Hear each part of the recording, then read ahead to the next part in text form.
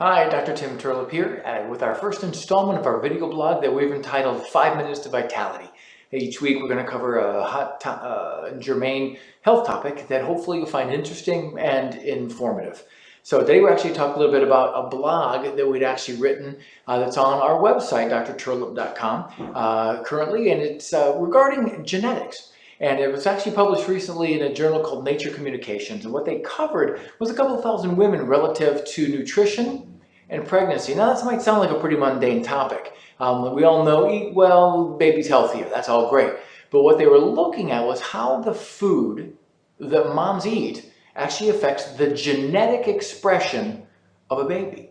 Now, that's really great because what we've actually seen is we've had that in animals, but it's never been demonstrated in people before. What we actually found in this study was that certain types of food, they took blood, of course, from mom, and they took hair samples and blood samples from the babies, and they had three different groups that they looked at. And what they found was specific food groups and specific types of foods and nutrients would turn off or turn on certain genes. So what we actually found was that, yes, moms can get a craving for, funny things, Mexican food, hot spicy food, Thai food, whatever it would be. But what we're finding is that specific foods affect the way the genes work.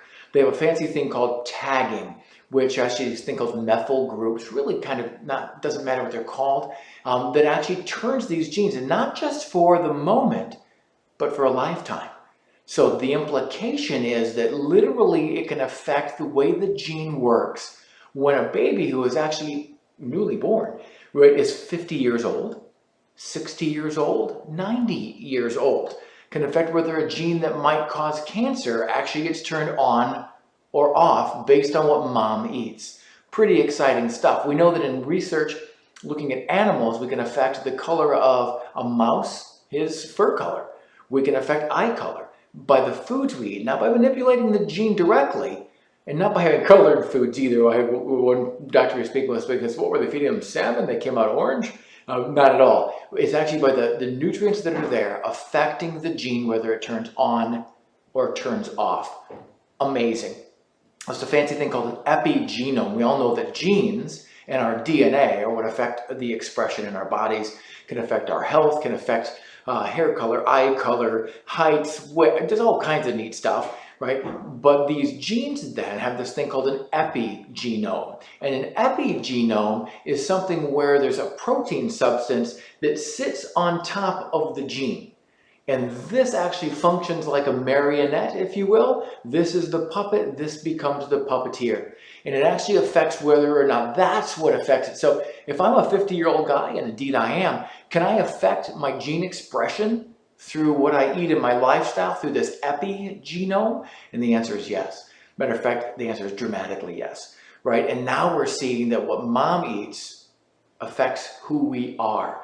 There's also research that actually shows, we haven't seen this in humans yet, but animal research that shows that what dads eat affects the DNA contribution to the baby and affects that epigenome again dramatically. So pretty exciting stuff when it comes to eating. So what we kind of jokingly said, you are what you eat, but you're also what mom ate. So if you're pregnant, really watch what you eat and do a great job, because my goodness gracious, we're affecting our offspring in ways we never imagined.